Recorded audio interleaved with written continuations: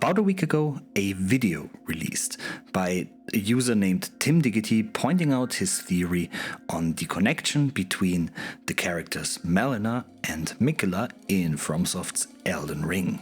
I usually don't make Elden Ring videos since there are typically people out there who do a way better job at this than I do. But I thought in this case I am gonna add my 2 cents to this topic since this connection is something I had in the back of my head for a while as well. And while Tim did an amazing job putting together all the hints and clues around the game, I highly suggest you watch his video. I will link it down below. I kind of wanted to try to put the lore together by myself, mainly for my own peace of mind and to make sure that I haven't missed anything, but who knows, maybe you guys might enjoy it as well. Also, since the DLC is not released yet, there is still a lot of lore that completely turns everything we talk about upside down, so be aware, but hey, that's kind of the fun part, isn't it? Also, I'm not really sure if I have to say this, but spoiler alert for Elden Ring, I guess. Don't forget to like the video and subscribe to my channel if you want to stay up to date with any future videos that I make, but other than that, let's get into the video.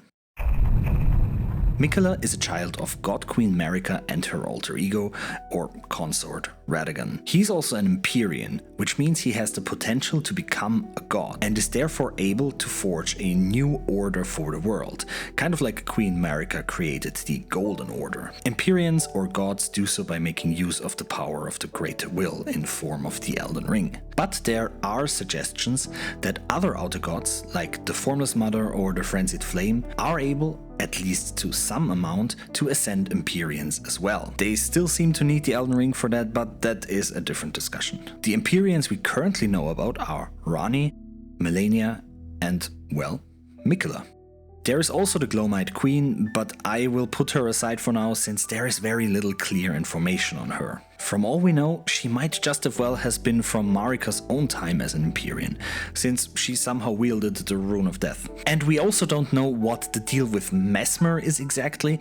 He might be an Empyrean as well, similar to his siblings. Among the 3 confirmed Empyreans, Melina does not seem to have any aspirations for godhood, and seems to be deeply loyal to her brother. Ranni has her own plans to create and shape a world of her own, but those do include her breaking free from the Greater Will, which is why she instigated the Night of the Black Knives and killed her set of 2 fingers. There are hints that Miquella also had a part to play in this event, which suggests that Ranni and Miquella were on somewhat good terms, maybe even allied to some degree. This also makes for a nice piece of symbolism, with Ranni being the moon and Miquella the sun, forming an eclipse like there was supposed to be at Castle Sol. And this is also why Ranni recognizes you with Torrent, who, as far as we know up until now, was bound to Miquella. But more on Torrent a little bit later. What exactly Miquella's plan was is unclear up until now, but it seems obvious that even though he might have been the most promising candidate, as he showed a strong affinity to the Golden Order early on, he too was not very excited about becoming a god under the Greater Will, since he abandoned the lands between, first for the Erdtree and now in the DLC, the Lands of Shadow. After all, the whole premise of Elden Ring is that none of Marika's children were favored by grace anymore, which is the reason why it was extended to the Tarnished. In classic Dark Souls fashions, our heroes are not the first choice to solve the problem, but maybe Plan B or even Plan C. Just like Marika was disillusioned by the Greater Will, which is why she shattered the Elden Ring, Miquella lost his faith in the Golden Order, apparently as he found out that its power would not be able to cure the affliction of himself, who was cursed with eternal youth, or his sister Melina, who was cursed with rot. The battle between Melina and her half-brother Radahn is probably one of the most famous scenes from Elden Ring. The 2 fought each other in the War of the Shattering, which might have been a placeholder battle if you think about it. It is very likely that Melina acted on Miquella's behalf. So Radahn, who had the ability to stop the movement of the stars, might have been a hindrance to Miquella's plans. However, Melina did not succeed, and her broken body was brought back to the Erdtree. The Erdtree was a new Erdtree, so to say, that Miquella nurtured from a seedling with his own blood. This is also where he founded Elphael, which became a safe haven for various abandoned creatures and beings all over the lands between. At some point, Miquella embedded himself into the Erdtree, probably in an attempt to rid himself of his flesh, similar to Rani, and maybe even as a way to enter the Shadowlands in the DLC. Anyway, Miquella was at some point taken away by his half-brother Moog, which led to the Erdtree withering away. Moog brought Miquella far below the ground to his palace, in hopes that when Miquella reached godhood, he would become his consort. However, in vain, since Miquella did not reply his approaches. Now, this is just a very quick summary. If you want a more detailed explanation of who Miquella is, I suggest watching VatiVidia's video on it. He talks for almost an hour about every little thing in meticulous detail. I will also link the video in the description below. Okay, now that we refreshed our knowledge of Miquella, let's take a look at Melina and why she could actually be connected to the young Empyrean. Melina in Elden Ring is the closest thing we get to a Firekeeper from Dark Souls.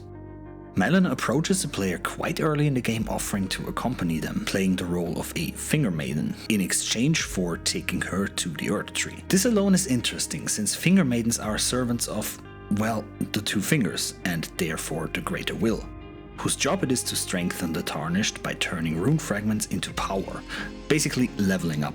It is very much suggested that this is not something that anyone can just do. Also, as you enter the royal capital, Melina just transfers this power to you. So at that point we already know that at the very least she is not a regular person.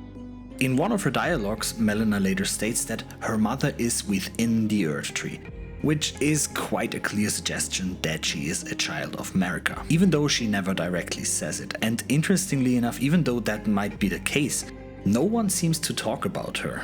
Neither the other demigods nor Gideon the All-Knowing seems to know of Melina. Melina seems to have a certain respect for Marika, as she shares her words with you on various occasions. And usually she sounds very calm and respectful when she does. Oh, and also Melina does not have a body, which she mentions has been burned? A hint to Mesmer maybe? The first real link between Melina and Miquella, however, is Torrent. As we discussed earlier, it is all but confirmed that Miquella used to be Torrent's former master. The person we see riding him, however, the first time we encounter him, is Melina. She also hands us Torrent's whistle, which all suggests that she too has more than just a coincidental connection to the spectral steed. After defeating Morgoth, Melina urges us to travel to the mountaintop of the giants, and later Farum Azula, in order to help you enter the Erdtree, where Marika and the Elden Ring are fortified. I was always a bit confused about Farum Azula. The reason we went to the mountaintop of the giants was quite straightforward. We needed to burn our way into the Erdtree, but why would we need to go to Farum Azula to get the Rune of Death? Nothing so far suggested that we need it. Melina just out of nowhere said, "Hey, this world needs death." Now, you could argue that you needed to defeat Radagon, but there is nothing that suggested this so far. Whatever the reason for getting the rune, it seems to stem from Melina herself. Not Marika, not the guidance of grace, not the greater will, just Melina. As she states herself, she is now acting on her own volition, regardless of the purpose that her mother gave her. Which is something that does align a lot with Miquella's ideology, who is disillusioned by the Golden Order and wants to create a better, fairer world. And of course, it is also interesting how she transports you to the place. She shortly touches you and you fall asleep. This is the second big hint for Melina and Miquella's connection. Sleep in Elden Ring is usually connected to a character called Saint Trina, who also very likely is an alter ego of Miquella. There is actually even cut content that explicitly shows this connection. Saint Trina is sometimes described as a girl, sometimes as a boy, but usually very young, which very much coincides with what we know about Miquella. Although on Saint Trina's torch she is depicted as an adult, which supposedly was unnerving to some people. The depiction is very similar to Melina, and while that might be a bit of a far cry, since it is just a hooded figure after all, what intrigues me most about is the symbolism of the eye. Not that small hint towards Melina's eye tattoo, but the fact that this carving shows a single eye over Saint Trina's head. And Melina most of the time also just has one open eye.